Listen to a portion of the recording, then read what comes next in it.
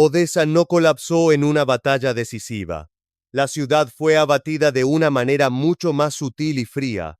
Se le privó de su capacidad de operar. En las costas del Mar Negro, donde alguna vez fue un símbolo de comercio e integración, Odesa fue empujada gradualmente a un estado de riesgo permanente, donde la economía, la logística y la vida civil fueron asfixiadas simultáneamente, sin necesidad de una ocupación tradicional. En la lógica de la guerra moderna, controlar ya no es sinónimo de plantar bandera. Para Odesa, el cerco se estableció sin que la infantería inundara el centro, ni que los tanques avanzaran por la periferia. En su lugar, hubo una transformación deliberada del espacio estratégico. El cielo y el mar se convirtieron en zonas donde toda actividad conlleva una alta probabilidad de pérdidas. Cuando el riesgo se vuelve el estado predeterminado, la operación económica se ralentiza automáticamente y luego se detiene por completo. Para Ucrania, Odesa no es solo una urbe costera, es la puerta clave de exportación, donde los flujos de granos, aceite vegetal y metales solían salir regularmente del puerto para generar las divisas que alimentan el presupuesto de guerra. Cuando esta ciudad es apretada, el impacto no se detiene en el ámbito local. Se extiende a todo el sistema financiero, afectando directamente la capacidad de mantener la guerra y la estabilidad social. Cada barco que no puede atracar es un eslabón de supervivencia cortado. El punto medular radica en el modo del bloqueo.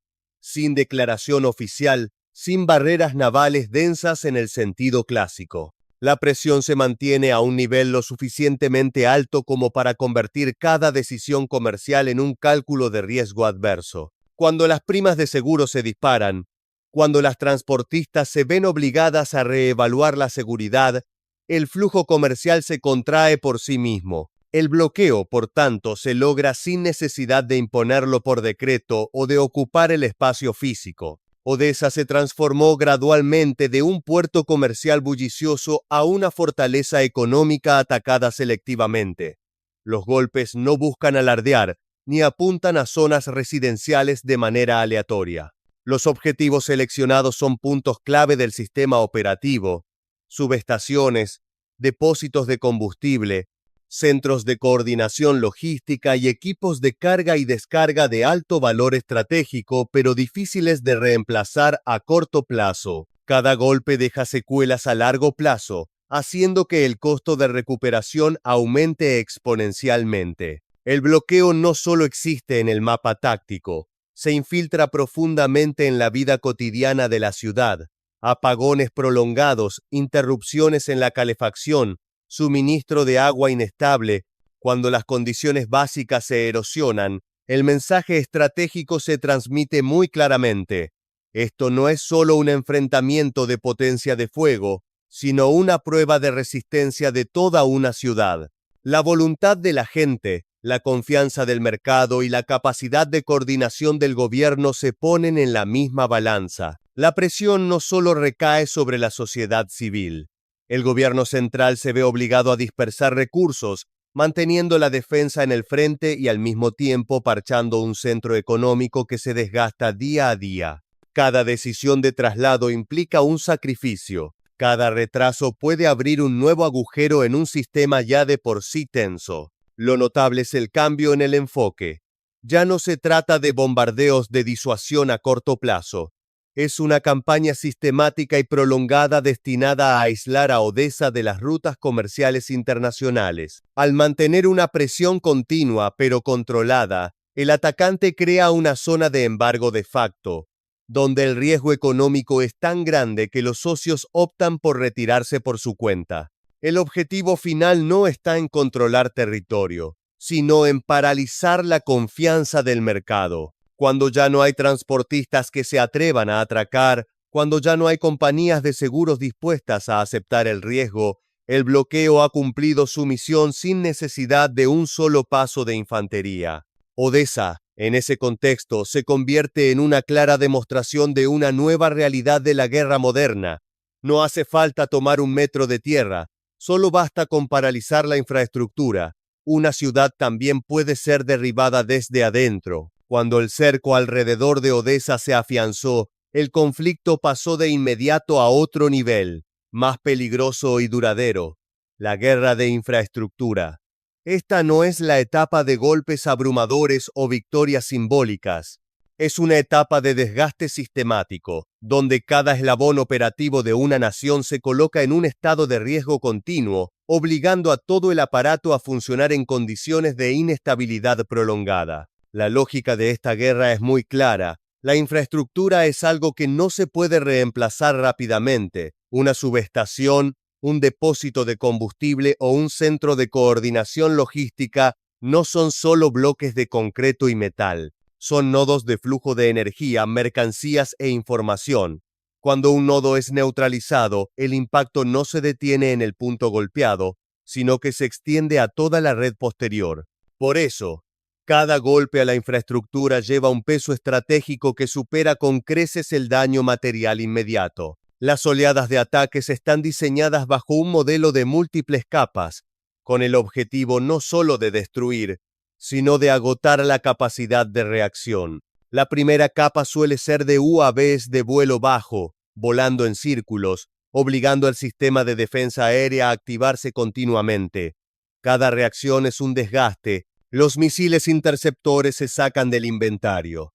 El personal de guardia debe mantener un estado de tensión extrema, y la capacidad defensiva se estira con el tiempo. Justo después vienen los golpes de alta precisión dirigidos a los puntos vertebrales del sistema operativo: centrales eléctricas, reservas de combustible, centros logísticos y equipos de carga clave. Estos no son objetivos que llamen la atención en los medios masivos, pero deciden si una ciudad o una región económica puede seguir funcionando o no. Un depósito de combustible impactado puede paralizar todo un clúster de transporte. Una estación eléctrica neutralizada puede hacer que muchas zonas industriales dejen de operar por días. El punto más peligroso de la campaña de infraestructura radica en su ciclicidad. No es necesario mantener una alta intensidad de ataque continuamente. Solo basta con crear interrupciones regulares, suficientes para que el proceso de reparación y recuperación siempre caiga en una carrera contra el tiempo. Cuando un punto apenas se ha parchado, la presión reaparece en otra ubicación. El sistema, por tanto, nunca alcanza el estado de estabilidad necesario para recuperarse por completo. Para Ucrania, las consecuencias se propagan muy rápido. Cuando la energía se interrumpe, la producción se estanca. Cuando la logística se altera, tanto la cadena de suministro interna como la de exportación se ven afectadas. El tráfico se desordena, la información se interrumpe y los servicios esenciales se vuelven frágiles. Este es un tipo de pérdida que no es fácil de medir con cifras militares, pero que erosiona directamente la capacidad de mantener la guerra a largo plazo. En ese contexto, el dilema defensivo se vuelve especialmente complejo. El espacio no puede ser escudado absolutamente. Proteger cada punto de infraestructura importante requiere recursos que superan la capacidad existente. Cada decisión de prioridad conlleva un riesgo. Proteger esta estación eléctrica significa aceptar dejar descubierto otro depósito de combustible. Y con solo un eslabón descuidado, puede aparecer el efecto dominó. La guerra de infraestructura no busca la destrucción total. El objetivo más profundo es hacer que la operación ya no sea viable económicamente. Cuando los costos de reparación se disparan, cuando el riesgo de interrupción se convierte en un factor permanente, los socios comerciales comienzan a reconsiderar. Los seguros suben de precio, los contratos se retrasan y el flujo de capital se vuelve más cauteloso. En ese entorno, incluso las actividades que técnicamente siguen siendo viables se vuelven poco atractivas económicamente. Este es el punto clave de la estrategia. Sin necesidad de declarar un bloqueo oficial, sin necesidad de imponer prohibiciones. Solo basta con crear un ambiente en el que toda actividad económica conlleve una apuesta alta y el bloqueo se formará solo. Cuando los flujos comerciales se retiran por sí mismos, el objetivo estratégico se ha logrado sin necesidad de un avance militar frontal. La guerra de infraestructura se convierte así en el frente central de esta etapa. No es ruidosa, no crea imágenes dramáticas instantáneas, pero tiene una resistencia aterradora. Y en esa guerra, cada estación eléctrica apagada, cada depósito de combustible interrumpido es un golpe directo a la capacidad de existencia de todo el sistema que está detrás. No todas las batallas se deciden con fuego nutrido. Hay batallas que se definen directamente en el mapa, donde una franja estrecha de tierra, un puente o una única ruta son suficientes para convertir toda una región en una jaula gigante. Besarabia es el ejemplo típico de este tipo de talón de Aquiles. Un espacio geográfico que en la guerra moderna la inconveniencia de los tiempos de paz se transforma instantáneamente en una sentencia estratégica. Ubicada en el borde suroeste del sur de Ucrania, Besarabia tiene una estructura topográfica tan especial como peligrosa. Esta zona está separada del resto del territorio por anchos estuarios, zonas pantanosas y corredores naturales difíciles de cruzar. La conexión con el centro solo se mantiene a través de unas pocas rutas terrestres y puentes clave. En condiciones estables, es una debilidad aceptable. En una guerra de desgaste, es un punto mortal. Cuando Odesa fue apretada, Besarabia rápidamente quedó expuesta como una debilidad imposible de ocultar. Alguna vez considerada un corredor de respaldo, donde los puertos fluviales y las rutas de transporte interno podían aliviar la presión de los grandes puertos marítimos, esta región se convirtió de pronto en el objetivo natural de una estrategia de aislamiento calculada al detalle. Sin ocupación, sin control directo, solo golpeando los únicos nodos de tráfico, toda Besarabia quedaría separada del sistema logístico nacional. Los puentes, por tanto, se volvieron objetivos prioritarios. Cada vez que un tramo de puente resulta dañado, el impacto no se detiene en bloquear el flujo de vehículos. La confianza en la capacidad de mantener la conexión se erosiona a la par. Cuando las rutas terrestres se interrumpen, los puertos fluviales considerados como vías de escape comienzan a caer en una situación de aislamiento. Las mercancías no pueden salir, mientras que el combustible, los materiales de reparación y el personal técnico tampoco pueden acceder a tiempo. Besarabia se convierte gradualmente en un oasis logístico situado en medio de un cerco invisible. Lo que hace a esta región especialmente frágil es su dependencia casi absoluta de unos pocos ejes de conexión. No hay una red alternativa densa, no hay capacidad de dispersar el riesgo. Basta con que un punto quede paralizado para que toda la estructura posterior se tambalee de inmediato. Este es un tipo de vulnerabilidad que ningún sistema defensivo puede solucionar completamente con potencia de fuego. En ese contexto, las rutas de tránsito hacia el oeste, pasando por territorio de Moldavia, se convierten en la última opción de supervivencia.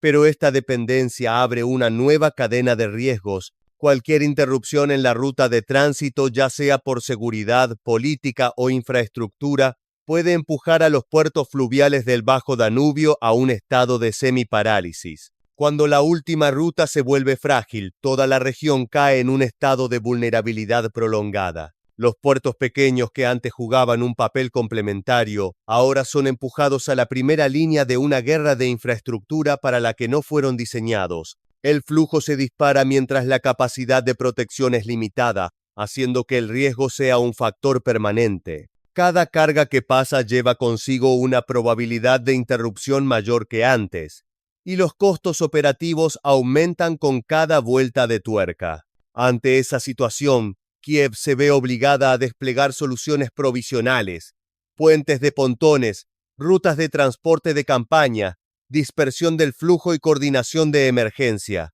Pero esta es una carrera contra el tiempo en condiciones de escasez de recursos. Incluso si las medidas temporales ayudan a mantener el flujo al mínimo, los costos operativos siguen disparándose. Cuando los costos suben, las ganancias bajan y el riesgo de aseguramiento escala, los socios comerciales empiezan a reconsiderar. En el comercio internacional, la estabilidad suele ser más importante que la velocidad. Besarabia, en un contexto de aislamiento parcial y falta de capacidad para garantizar seguridad a largo plazo, no puede ofrecer esa sensación de seguridad.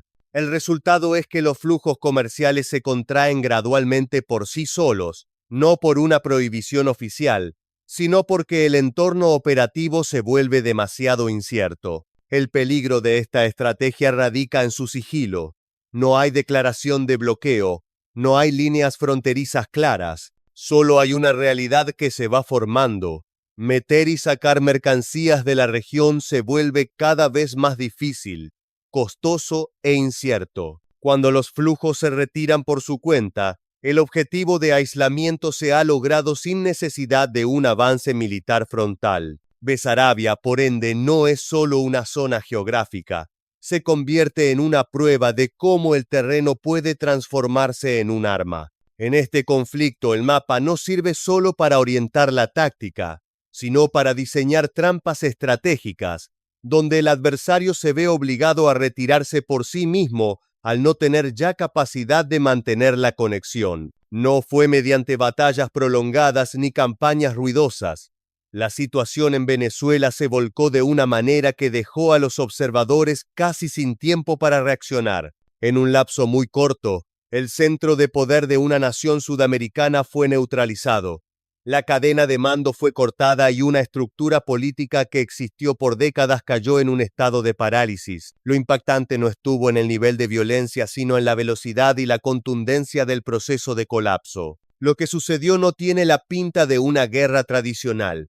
No hubo líneas de frente extensas, no hubo puntas de lanza de infantería, ni imágenes de tanques rodando por las avenidas. En su lugar, hubo una campaña diseñada como una cirugía política, apuntando directo a los eslabones más clave del sistema de poder. Cuando el cerebro fue neutralizado, el resto del cuerpo perdió instantáneamente la capacidad de coordinarse y reaccionar. Según los análisis estratégicos, el factor decisivo no fue la escala de la fuerza utilizada, sino la estrecha coordinación entre herramientas militares, de inteligencia y de aplicación de la ley. El objetivo no era ocupar territorio o controlar a la población, sino paralizar la capacidad de toma de decisiones al más alto nivel. Cuando el centro de mando fue cortado de las ramas ejecutoras, todo el sistema de poder cayó en un estado de caos controlado. Lo que llama la atención de los observadores es el silencio casi absoluto de las Fuerzas Armadas locales. No hubo una reacción significativa, no apareció una resistencia organizada. Esta realidad dejó al descubierto las profundas fracturas que ya existían dentro de la estructura de poder. La lealtad estaba erosionada, la confianza interna debilitada, y cuando llegó el golpe, el sistema ya no tenía la cohesión suficiente para autoprotegerse. La capital, Caracas, se convirtió en el epicentro de una serie de movimientos más de control que de confrontación. Los lugares emblemáticos del poder fueron abordados y neutralizados de una manera que limitó al máximo el conflicto directo. El control no se estableció mediante alarde militar, sino paralizando el sistema de información y mando, haciendo que cualquier reacción potencial se volviera inconexa y sin rumbo. El impacto de este evento supera las fronteras nacionales. Para la región de Sudamérica genera un fuerte shock psicológico. Cuando un gobierno puede colapsar tan rápido, otros gobiernos se ven obligados a revisar su propio nivel de estabilidad interna. La pregunta ya no es si existe una amenaza externa, sino si el sistema de poder actual tiene la cohesión suficiente para resistir escenarios de intervención de alta velocidad. A nivel global, los acontecimientos en Venezuela envían un mensaje claro sobre la capacidad de los Estados Unidos de actuar rápido y de manera contundente cuando los intereses estratégicos se ponen sobre la mesa. No es el tipo de intervención prolongada y controversial, sino una acción de cierre rápido, creando una nueva realidad antes de que los mecanismos diplomáticos tradicionales logren operar. En un orden internacional tensado por múltiples puntos calientes, la capacidad de crear hechos consumados se convierte en una herramienta de poder formidable. El evento de Venezuela también resalta una nueva forma de poder, el poder de la velocidad. Cuando se actúa lo suficientemente rápido y preciso, el espacio de reacción del adversario queda casi anulado. Los aliados no alcanzan a intervenir, los rivales no alcanzan a ajustarse, y la opinión pública internacional solo puede analizar cuando ya todo está decidido. En ese contexto, el tiempo se vuelve un activo estratégico no menos importante que la potencia de fuego. Más notable aún, el shock en Venezuela no existe en el vacío. Aparece simultáneamente con grandes turbulencias en otros frentes del mundo, desde Europa del Este hasta otras zonas estratégicas. Esta coincidencia temporal crea un vínculo indirecto. Cuando una potencia demuestra capacidad de actuar rápido en una zona lejana, el mensaje de disuasión no es solo para esa región. Se envía a todo el sistema internacional, donde cada punto caliente debe considerar la posibilidad de ser impactado sorpresivamente. Venezuela, en ese instante, se convierte en la prueba de la fragilidad de las estructuras de poder cuando pierden su cohesión interna y se enfrentan a una presión de alta velocidad. El colapso no vino de una batalla decisiva, sino de que el sistema ya no tuvo tiempo suficiente para organizar su defensa. Y en el mundo de hoy, ese es el tipo de derrota más peligrosa. La derrota que ocurre antes de que te des cuenta de que estás siendo atacado. Tras los shocks simultáneos en múltiples regiones, el campo de batalla de Europa del Este no se calmó en absoluto. Al contrario, entró en una fase más peligrosa, donde el conflicto ya no se mide por grandes batallas, sino por la capacidad de mantener una presión continua durante largo tiempo. Esta es la etapa donde la guerra de desgaste despliega toda su naturaleza.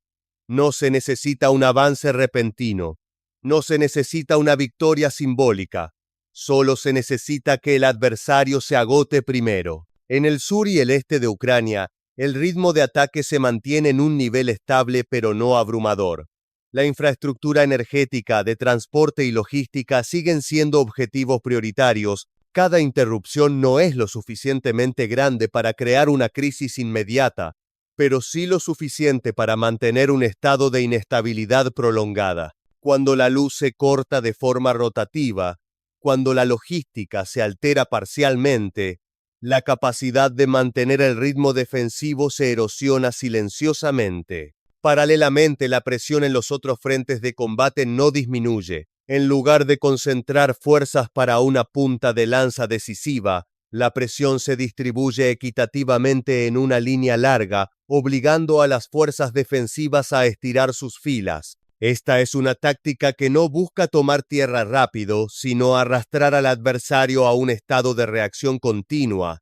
Cuando no hay pausas para reorganizarse, cualquier ventaja local se anula rápidamente. El punto más peligroso de esta etapa radica en la acumulación de pequeñas pérdidas. No hay ninguna derrota lo suficientemente grande como para obligar a cambiar la estrategia de inmediato, pero cada día que pasa conlleva un desgaste de personal, municiones y capacidad de maniobra. Cuando las reservas no alcanzan a compensar, empiezan a aparecer espacios vacíos, aunque aún no se muestren claramente en el mapa táctico. La retaguardia también sufre una presión cada vez mayor. Mantener simultáneamente la defensa militar, la estabilidad social y la operación de la economía en condiciones de infraestructura interrumpida crea una ecuación casi sin solución óptima. Cada decisión de asignación de recursos implica un sacrificio. Reforzar el frente significa reducir la capacidad de apoyo a la vida civil. Por el contrario, priorizar la estabilidad social debilita la resistencia militar a largo plazo. En ese contexto empiezan a aparecer ajustes a nivel ejecutivo. La inclusión de personal con antecedentes de inteligencia y pensamiento estratégico en posiciones clave refleja una realidad. El conflicto ha pasado a una nueva fase. Ya no es una confrontación puramente de potencia de fuego, sino una batalla de información, pronósticos y capacidad de ir un paso adelante en el pensamiento operativo. Del otro lado, Rusia mantiene la ventaja de la profundidad de recursos. En lugar de buscar un golpe decisivo y costoso, la presión se mantiene al nivel suficiente para que el adversario no pueda recuperarse por completo. Cuando el oponente se ve obligado a dispersar fuerzas y recursos en múltiples direcciones, basta con que aparezca un punto débil para que sea explotado rápidamente. La guerra de desgaste no necesita clímax, no exige victorias resonantes ni imágenes simbólicas. Lo que necesita es tiempo y paciencia. En esta carrera, el bando que mantenga el ritmo por más tiempo tendrá la ventaja decisiva. Y es precisamente eso lo que hace que la etapa actual sea peligrosa. No hay señales claras para identificar el punto de quiebre, pero todo el sistema se está estirando hasta el límite.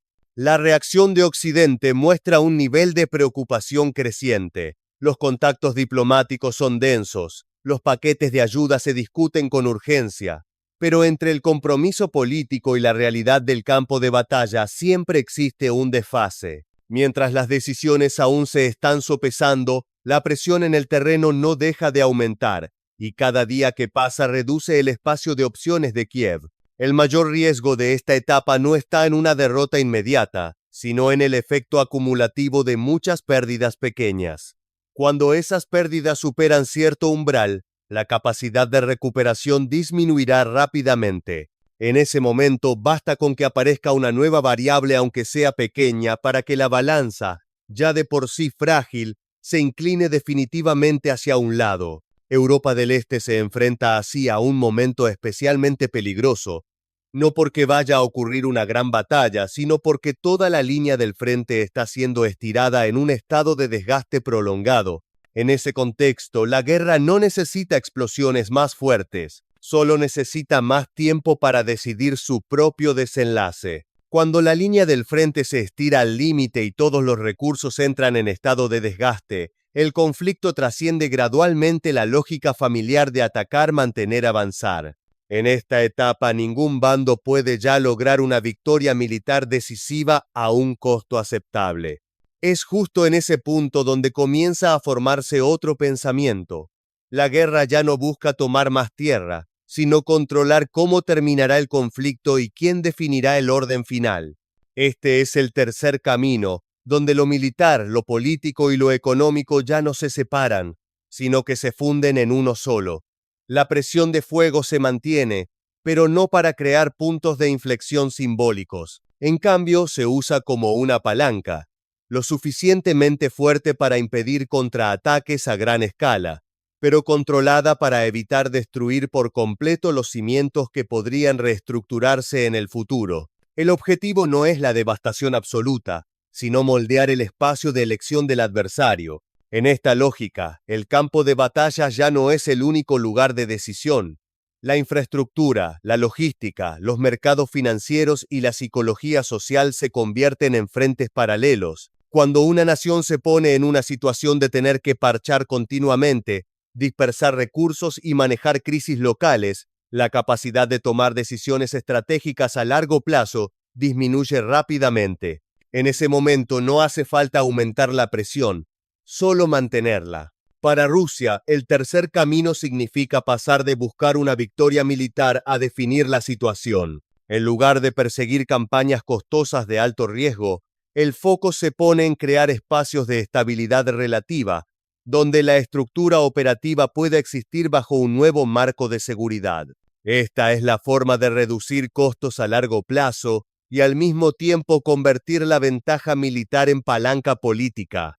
En sentido contrario, Ucrania se enfrenta al dilema más difícil desde que estalló el conflicto. Seguir manteniendo una guerra de desgaste prolongada significa aceptar una erosión cada vez más profunda de la economía y la sociedad. Pero entrar en una etapa de reestructuración también significa grandes sacrificios políticos, de seguridad y de soberanía. No hay opciones fáciles y el espacio de decisión se reduce con cada vuelta de tuerca. El factor crucial del tercer camino radica en la legitimidad. Un nuevo orden, aunque se establezca mediante presión militar, solo puede subsistir si se percibe capaz de traer estabilidad y medios de vida. Eso requiere no solo garantías de seguridad, sino también una hoja de ruta para la recuperación económica, el restablecimiento del comercio y la reintegración al mercado. Sin flujo de capital, sin empleos, cualquier estructura política es frágil. Por eso, esta etapa no es el momento de declaraciones de victoria. Es un proceso de negociación prolongado, donde cada palanca se usa de forma selectiva. Cada avance militar se sopesa con las consecuencias políticas. Cada concesión política está ligada a garantías de seguridad específicas. Este es un juego de paciencia, donde el error no está en ir lento, sino en ir demasiado rápido, y derrumbar los cimientos que aún se pueden explotar. El impacto de este enfoque supera la zona del conflicto. Sienta un precedente sobre cómo las potencias manejan las guerras prolongadas en la era de la infraestructura global y los mercados interconectados. Cuando la destrucción excesiva se vuelve una carga, la capacidad de controlar el ritmo y la dirección del conflicto es la verdadera ventaja. En ese mundo, el poder no reside solo en la potencia de fuego, sino en la capacidad de decidir cuándo detenerse y detenerse de qué manera. Finalmente, la pregunta ya no es quién ocupa cuánto territorio en un momento específico. La pregunta es quién define el mañana, quién escribe las nuevas reglas de operación, quién controla los flujos económicos y quién puede hacer que un nuevo orden sea aceptado como algo inevitable. En ese tablero, el tercer camino abre la posibilidad de terminar la guerra sin necesidad de un final ruidoso. Y es precisamente ese silencio lo que hace que esta etapa sea la más peligrosa. Porque mientras los disparos continúan, el futuro ya ha comenzado a reescribirse no en la línea del frente, sino en las estructuras invisibles que decidirán quién es realmente el ganador final.